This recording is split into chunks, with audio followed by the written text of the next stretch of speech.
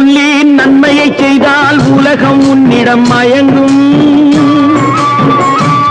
நிலை உயரும் போது பணிவு கொண்டால் உயிர்கள் உன்னை வணங்கும்.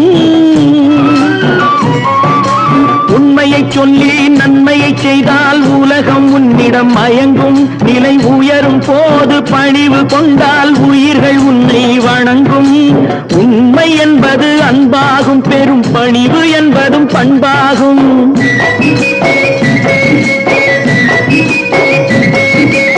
உண்மை என்பது அன்பாகும், பெரும் பணிவு என்பது பண்பாகும். இந்த 4 கட்டளை அறிந்த மனதில் எல்லா நன்மையும் உண்டாகும், எல்லா நன்மையும் உண்டாகும். 6 மனமே 6, அந்த ஆண்டவன் கட்டளை 6.